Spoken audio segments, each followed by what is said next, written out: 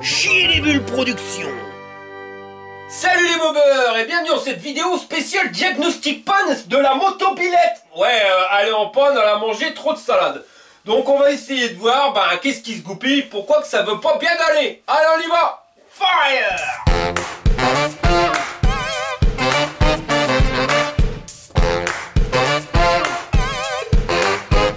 Bon alors tu l'auras remarqué, là on est sur une Peugeot 103 Vogue. Alors elle a été un petit peu tuningée, hein. Je dirais même un petit peu beaucoup. D'ailleurs on va faire le tour. Au niveau modèle on est sur la 103 Vogue, mais dernier modèle, hein, les dernières qui ont été fabriquées. Et déjà le changement, tu le vois, au niveau de la jante, on n'est pas sur celle d'origine. Là on est sur des jantes Grimeca, les Razelica. D'origine on est sur du 16 pouces, là comme tu peux le voir, on est monté sur du 17. Et au niveau des pneus, on est sur les Hutchinson. À l'avant comme à l'arrière, hein, ça c'est ceux qui tiennent une vitesse maxi de 120 km/h. C'est les groupes 1, avec ça tu peux accrocher de marronne mon pote. C'est comme les 103 SP, c'est 3 coups d'accélérateur, t'es à 100 km/h. Alors par contre il y a déjà une mouche dans le kebab, c'est au niveau de sa jante. À mon avis quand il a changé le pneu, il a mis un coup d'alèle. Faut y aller doucement avec le démon de pneu mon copain. Moi c'est ce qu'elle m'a dit ma femme, parce qu'après tu le déboîtes le truc, hein. Bon regarde comme tu peux le voir, il y a un petit plat au niveau du GP1. Ça c'est quand le mec il a forcé avec le bordel. Le truc c'est que quand il va rouler, ça risque de faire tagada. Au niveau du cadre, alors si on regarde bien, on va commencer par l'arrière. Le porte-bagages, ça c'est celui d'origine, pas de problème là-dessus. La selle, pareil, celle d'origine. La boîte à outils, on est sur le modèle d'origine. Et le cadre, on est sur le cadre d'origine. Donc c'est ceux qui sont un petit peu plus grands que les cadres normaux. Les carters latéraux, je peux pas te dire, je les ai pas eu. Par contre, le petit changement qui est pas les moindres, c'est la fourche, hein. On n'est plus sur la fourche à la con. Là, on est sur une fourche EBR. Ça, c'est la classe à Paname, hein, parce que quand vous avez une fourche d'origine sur les 103 Vogue, là, elle est vraiment top cul. En plus, un coup sur deux S-Block. Passer d'une fourche d'origine à la 103 Vogue à la fourche EBR, je peux te dire, ça n'a rien à voir, hein. C'est comme si tu quittais des sabots en bois pour aller mettre des Nike Air Max, quoi. Pas le même confort, si tu veux. Par contre, il y a un truc qui me paraît pas normal au niveau du jeu de direction. Alors là, ça a l'air d'aller, c'est surtout en bas. Là, déjà, tu vois qu'il y a un jour, normalement, il devrait pas y avoir de jour entre la coupelle ici et le cadre. Mais tu vois que quand tu freines, que ça berloque, hein, ma tante Charlotte, hein. Le truc, il est pas net. Je sais pas si tu vois bien en vidéo, mais voilà, quoi, ça bouge. Ça se vaut. Je voudrais pas dire de conneries, mais je crois que c'est celle-ci qui déconne. Alors je sais plus son nom, hein, je crois que c'est la portée de fourche. Parce que de mémoire, après il faudra le démonter pour confirmer, mais quand tu l'achètes, c'est un machin pour 51 et c'est légèrement plus large. Mais là il en faut une plus petite, il faut acheter le jeu de direction, il faut dégager celle de 51. Et je pense qu'il a gardé celle de 51, ou alors il y a une mouche dans le kebab, il y a un truc qui va pas. Tu le vois, il y a un truc qui va pas, c'est pas normal parce que le bordel il bouge. Donc ça, il faudra regarder par la suite. Mais sinon, l'avantage avec cette fourche, c'est qu'elle est super au niveau confort. L'inconvénient, tu vois, c'est que par rapport à la 103 Vogue classique, tu perds le compteur. Ou alors, il va falloir que tu fabriques une patte de fixation pour pouvoir installer ton compteur. Là, il n'y a pas de compteur. Logiquement, t'as pas le droit. Pourquoi? Parce que si ta bécane, quand elle est sortie d'usine, il y avait un compteur, même s'il tombe en panne, tu dois remettre un compteur. C'est obligatoire. Pareil pour les clignotants, si vous avez une bécane qui sort d'usine avec des clignotants, vous êtes obligé de remettre des clignotants. Je vous dis ça parce que si vous tombez sur la police et qu'ils ont vraiment envie de vous emmerder, ils peuvent immobiliser le véhicule. Ah ouais, parce que tu as enlevé le compteur. Et il faudra même plus que rajouter une patte de fixation pour le compteur parce qu'il n'y a pas de démultiplicateur, donc il faudra mettre un démultiplicateur, le câble de compteur, le compteur et la patte.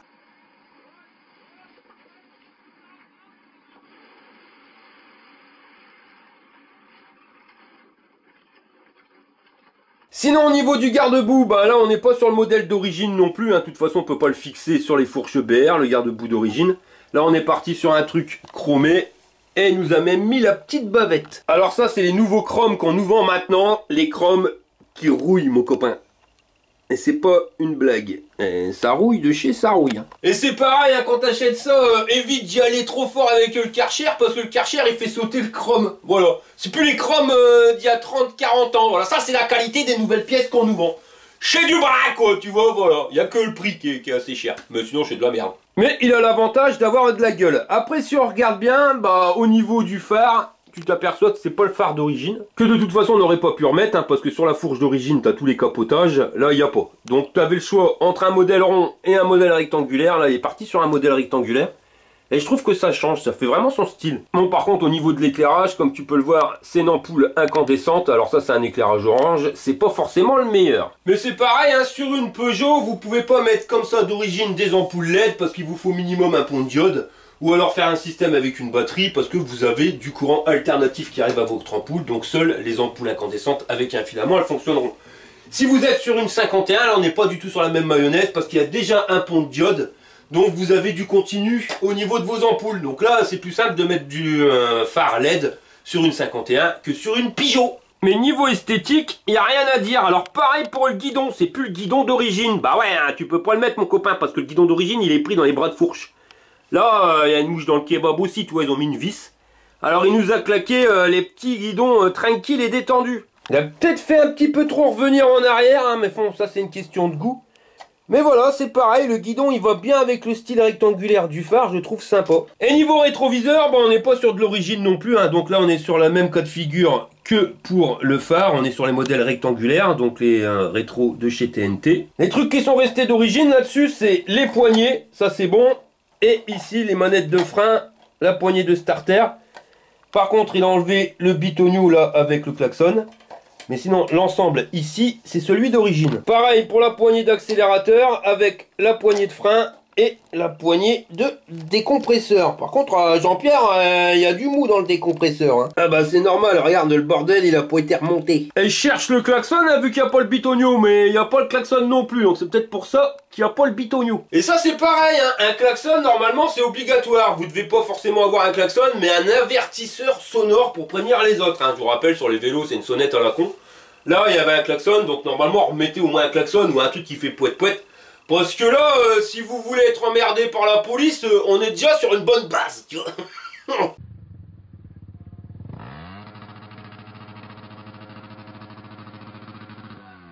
On va aller maintenant direct sur l'arrière de la bécane. Alors au niveau du garde-boue arrière, je sais pas trop si c'est le modèle d'origine, je m'en rappelle plus.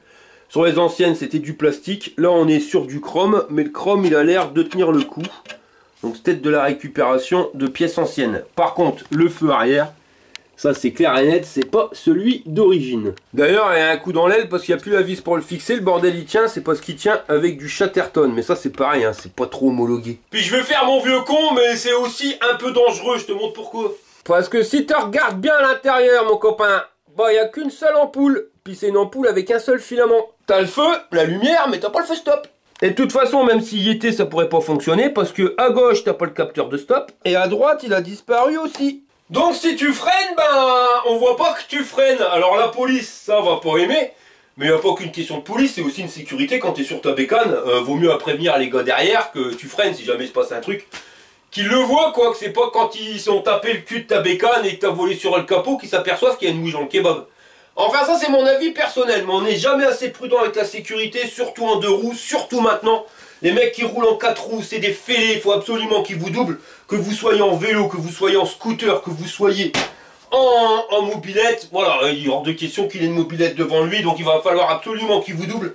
Donc déjà qu'on est entouré de gros connards, alors si en plus ben, vous enlevez des sécurités, enfin voilà, c'est votre vie sur la pétrolette hein, les gars. Les amortisseurs, c'est pas ceux d'origine non plus, hein. D'origine c'est des machins de brin, là ils sont chromés, donc déjà ils ont du style, même au niveau du ressort. Hein.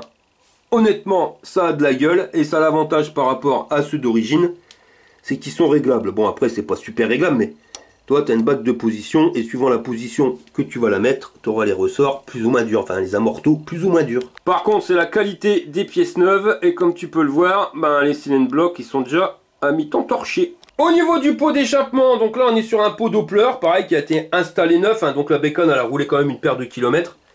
Mais là on peut le voir, vieillit pas très bien hein, le pot Doppler.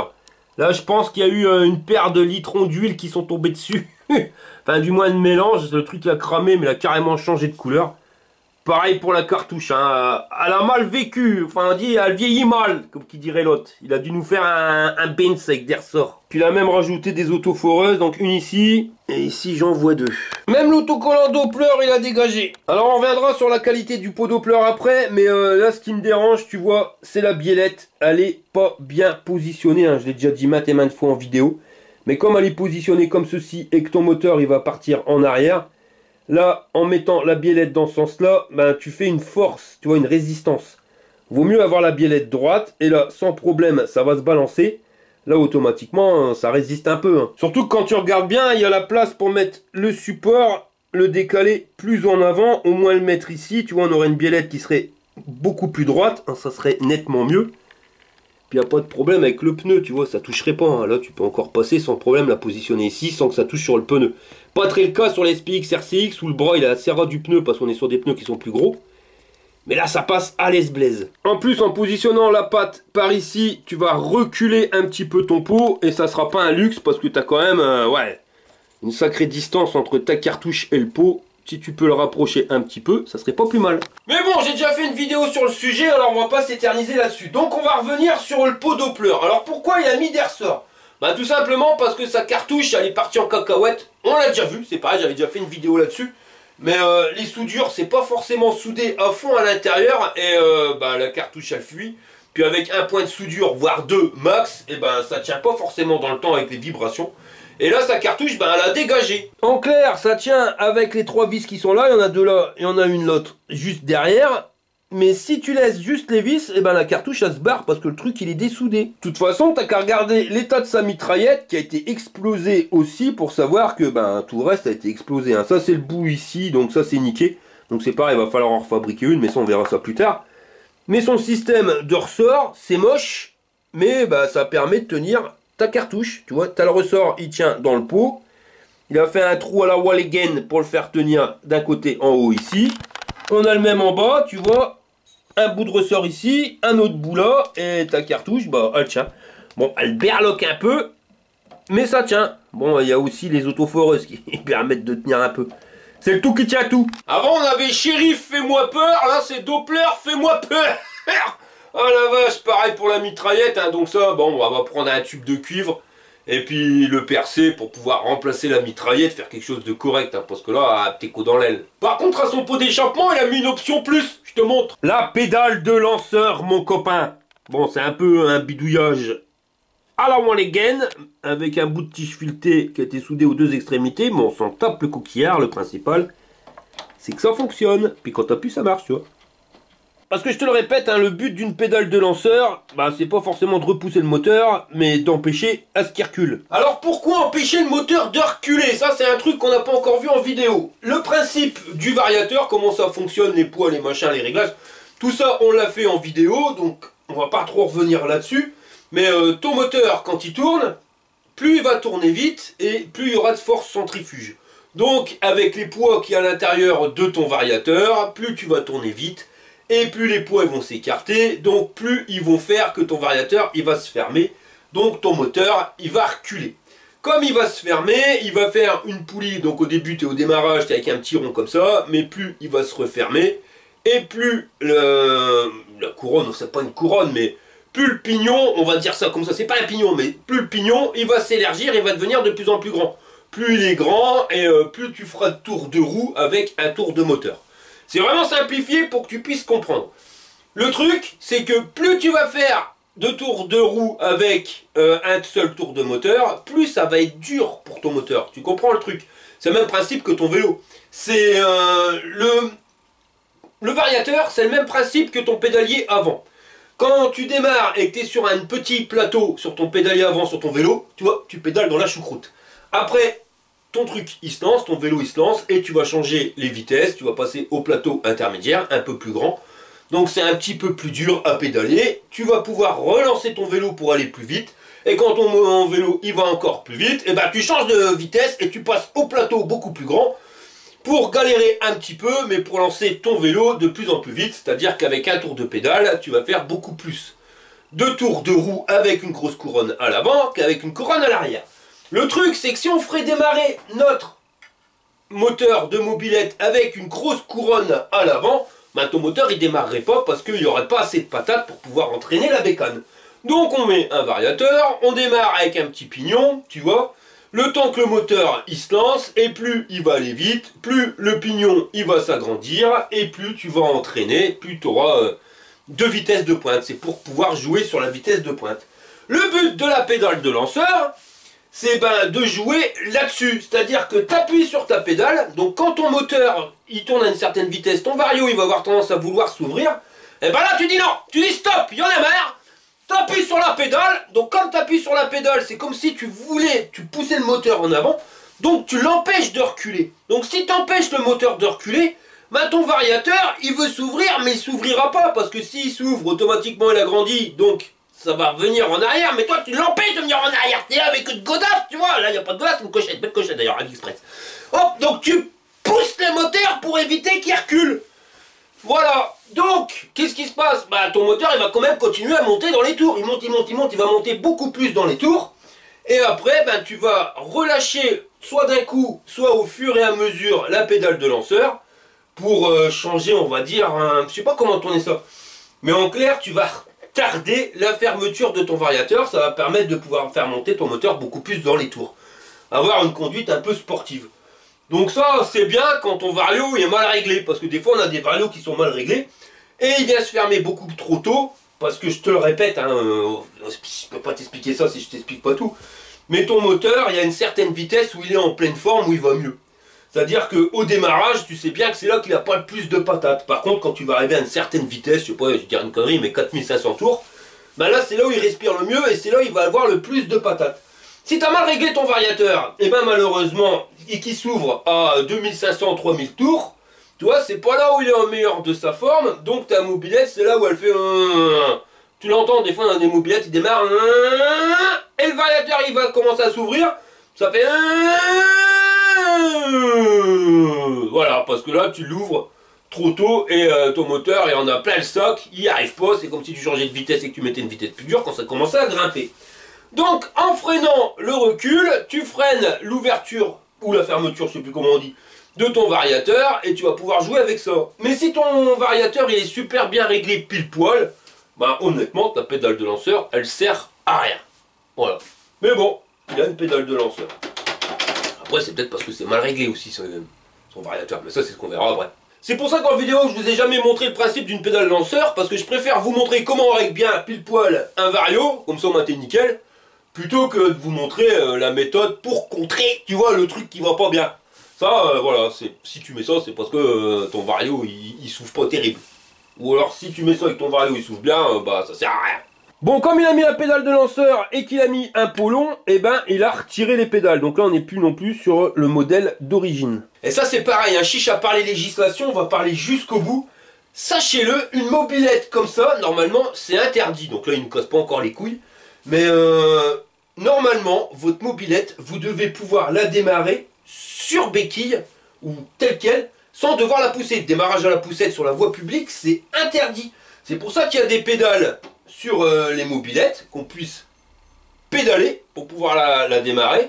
Et sur les SPX, RCX, où il n'y a pas les pédales, ou même sur les 51 quand vous n'avez pas les pédales, ils ont remplacé ça par un kick ou une boîte à kick pour pouvoir à tout moment démarrer la pétrolette sans devoir la pousser. Démarrage à la poussette interdit. Si vous tombez sur un flic qui veut vous emmerder, il peut aisément vous emmerder parce que c'est hors la loi. Ensuite, si tu regardes bien, on est sur un ressort de poussée qui est plus du tout sur le ressort d'origine. Alors par contre, si on regarde bien aussi, on va s'apercevoir qu'il y a une couille dans le pâté, hein, parce qu'il nous a mis un circlip, une rondelle. Enfin, un MyGaver, le machin, il a pas l'air d'être en pleine santé. Hein. Normalement, le ressort d'origine est bien situé une extrémité ici sur le châssis de ta pétrolette et l'autre extrémité là, tu vois pile poil sur le support moteur. Mais bon là faut être honnête, c'est des ressorts à la con, hein. Tu sais les machins chez des chewing-gums ça va pas super terrible. Donc l'idée de mettre un ressort de poussée c'est pas mal parce qu'en plus tu peux le serrer plus ou moins, donc rendre la dureté plus ou moins dure, c'est con ce que je dis mais hein, tu peux régler le truc plus ou moins souple ou plus ou moins dur. Mais bon, là, ça fait quand même beaucoup de réglages, tu vois, il y a le ressort que tu peux régler. Alors, vraiment, là, la pédale de lanceur, je vois vraiment pas l'utilité. Bon, continue. Au niveau du moteur, enfin, on va revenir en arrière, on va déjà s'attaquer au carburateur. Donc, on est sur un Carbut 15, tu vois, le Delorto SHA. Alors, le truc, par contre, c'est au niveau de son filtre à air. Là, c'est les filtres à air, je te jure, j'ai horreur de ça. Regarde les grilles, c'est trop gros et ça laisse passer tout la merde. Ça, si tu veux envoyer du bras dans ton moteur, mon pote. Mais ça, tu peux y aller, tu vas y aller à le brouet. Ah ouais, c'est vraiment le filtre le pire que je puisse connaître. Hein. L'allumage sur le moteur, donc on est sur les allumages d'origine, hein, mais je voudrais pas non plus dire de bêtises, mais si c'est ça, c'est vraiment les derniers allumages 203 Vogue. C'est eux avec la cloche qui est toute petite. Et ça c'est le pire des trucs que tu puisses trouver, hein. Ça va avec le CDI qui va avec, mais voilà, c'est le bridé de chez bridé. Parce qu'à un moment ils en avaient marre qu'on débride nos pétrolettes, alors ils ont toujours trouvé des techniques pour nous emmerder. Et là l'allumage là il est au top, hein. Tu vois, tu peux faire ce que tu veux, en général t'as jamais à 100-120 km/h avec ce type d'allumage là. Parce que la cloche d'allumage, enfin l'allumage en lui-même, plus le CDI, tout ça, ça te fout la merde, tu peux pas trop monter dans les tours.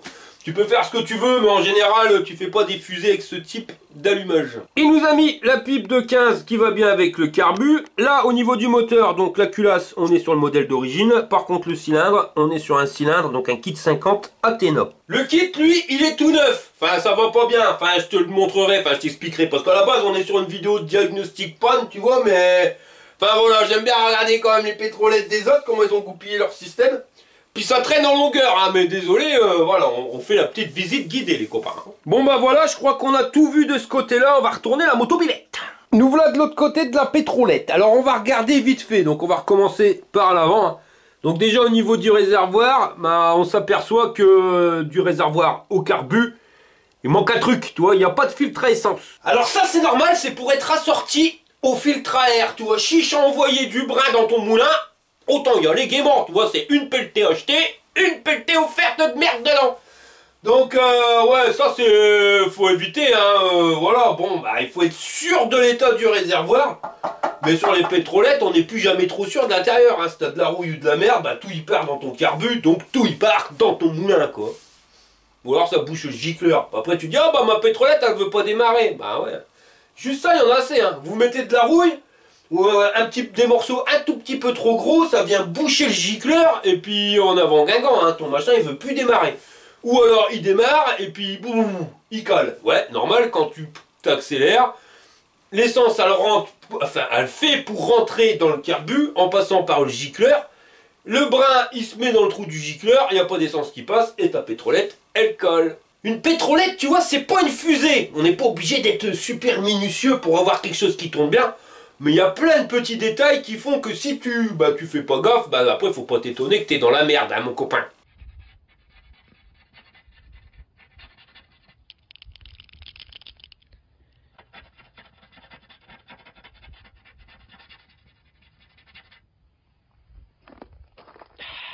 Bon allez, on continue. Donc là au niveau du pot, il nous a mis 2 ressorts. Mais ça c'est normal parce qu'en général, il y en a toujours un qui se barre.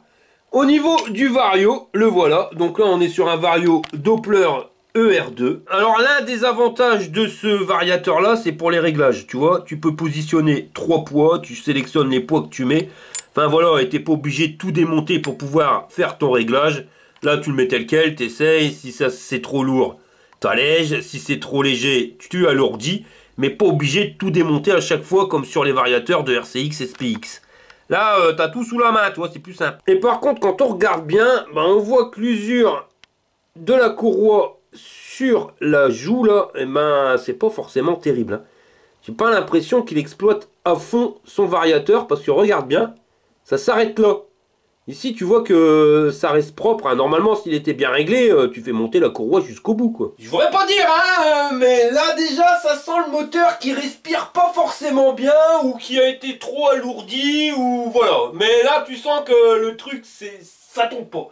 Hein, qu'à le voir, tu le sens. Normalement, quand le moteur il est bien réglé, ton variateur il se ferme bien, donc ta courroie elle monte au plus haut, et puis là, tu vois que tu exploites toute la plage du variateur. Là, tu as un variateur avec une grande plage, mais finalement, enfin, pas énorme, mais encore plus grand, mais t'exploites pas tout. Donc là, il va falloir gratter là-dessus. Ensuite, on a un plateau. Donc ça, c'est un plateau en métal. Hein. C'est pas ce que je préfère. Je trouve que, ouais, c'est pas le top. T'as souvent du jeu. C'est un peu le cas, mais bon, ça reste encore correct. Par contre, au niveau du design, voilà, ouais, ça a de la tronche. On a une béquille qui a été rajoutée hein, sur le bras arrière. Hein. Pourquoi? Parce que à partir du moment où tu mets un pot long, tu peux plus mettre la béquille centrale, et c'est pareil, avec son système de ressort de poussée, bah la béquille centrale, elle passe plus. Donc tu es obligé de rajouter un truc sur le bras arrière. Quand on s'intéresse à la roue arrière, bah là on s'aperçoit de plusieurs problèmes. Déjà au niveau du frein, mon copain, alors pas forcément le câble qui part en balayette à chiottes, ça arrive. Mais regarde l'étrier, enfin du moins le bras, là, le levier, il y a une couille dans le pâté. Enfin voilà, le truc il est complètement tordu. Là ça tient que sur une partie. Ouais, non, je te le répète, on est sur les freins. Donc on met un vario pour aller plus vite, on met un ressort de poussée pour aller plus vite, on met un pot d'échappement pour aller plus vite, un carbut de 15, un filtre à air, tout ça c'est pour aller plus vite. Par contre, pour freiner, il manque quelque chose, hein, mon copain, enfin voilà.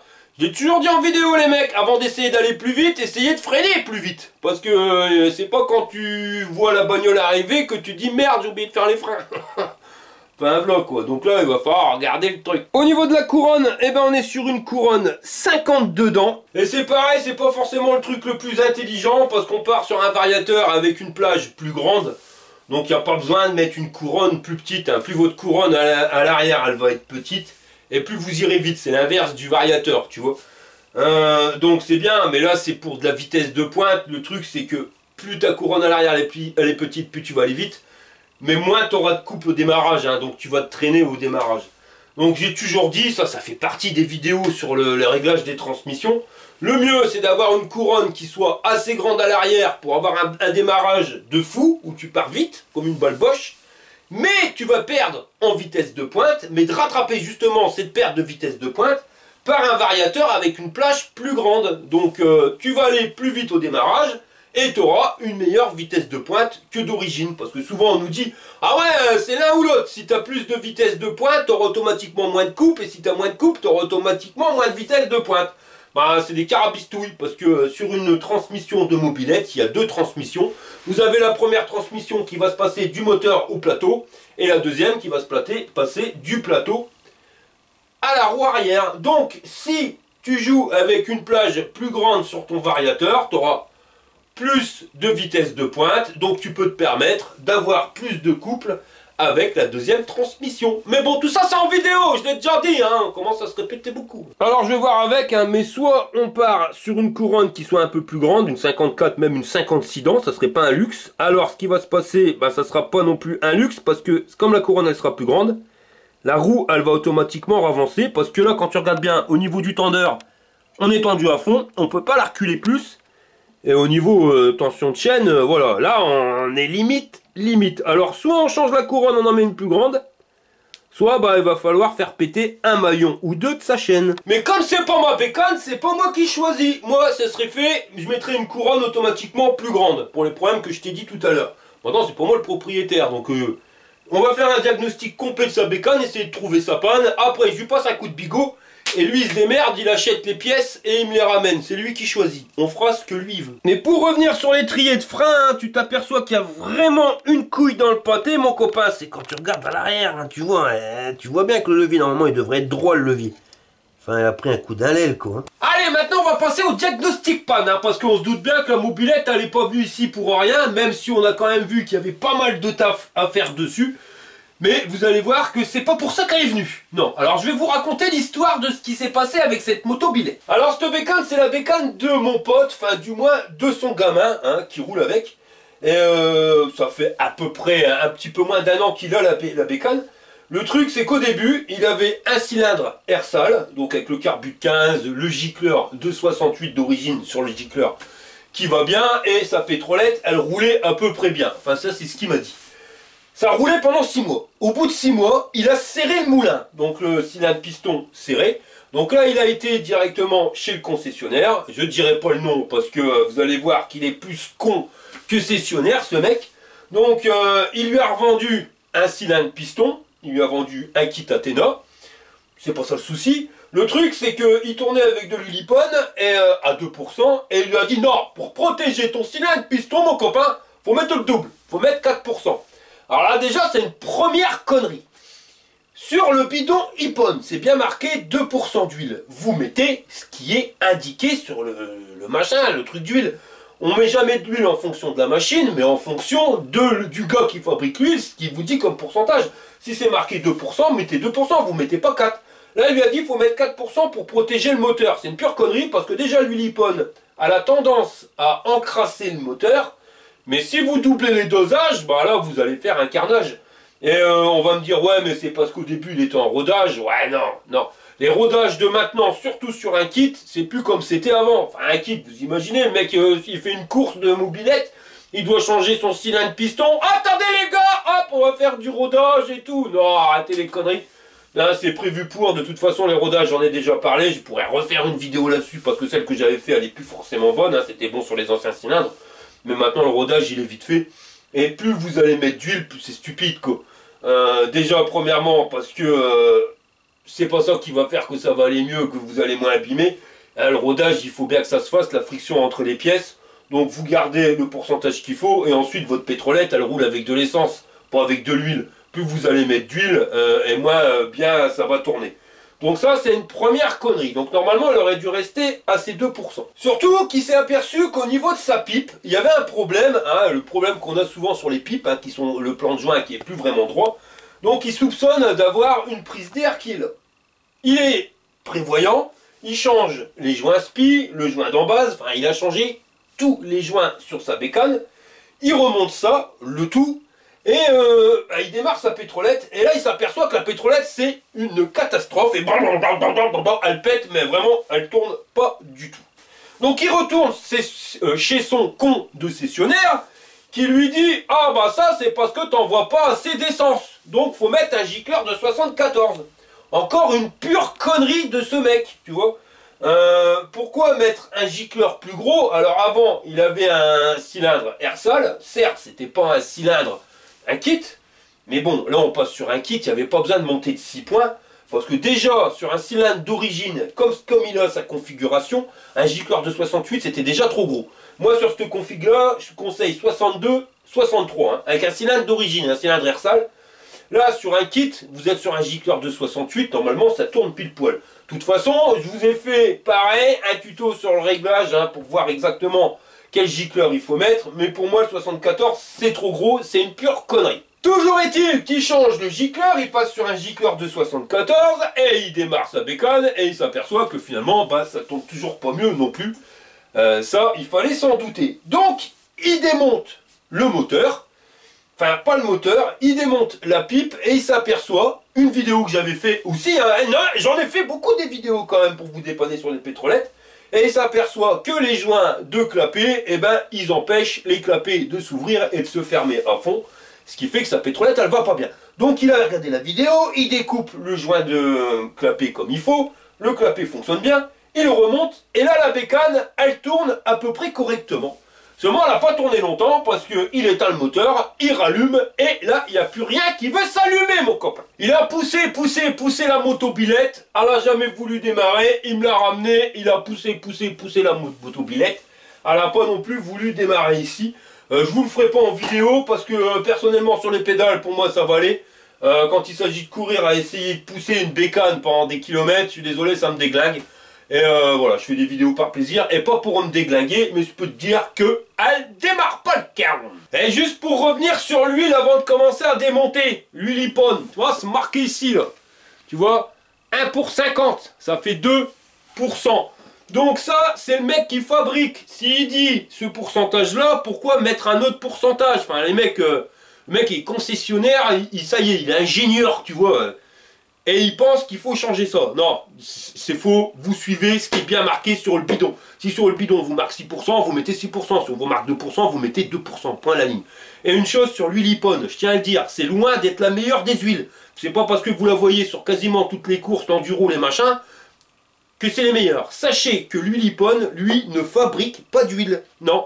Sa base, c'est comme des cigarettes électroniques. La base, c'est fabriqué par Motul. Et cette base-là, elle est super bonne. J'ai rien à dire là-dessus parce que l'huile Motul, j'ai fait le Tour de France avec et j'ai fait zéro problème au niveau calaminage. Mon piston était nickel chrome. J'avais fait des tests, tout ça c'est en vidéo. Mais bon, avec l'huile Ippon, ton piston, au bout de 1000 km, il est tout noir. Alors pourquoi? Tout simplement parce que Ippon, quand ils reçoivent la base de Motul, ils rajoutent leur additif à eux. Tu vois, la petite couleur, la petite senteur fraise, les machins.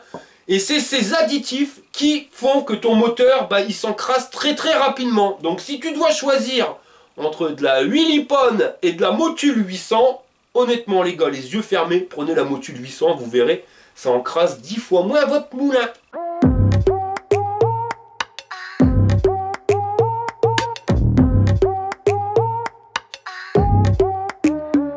Bon, Non, mais c'est pas ça le problème, parce que c'est pas avec les 3 peu de kilomètres qu'il a fait qu'il a tout dégueulassé. Donc on va retourner la bécane et je vais te montrer où c'est qu'il y a la mouche dans le kebab, je perds. Viens venir.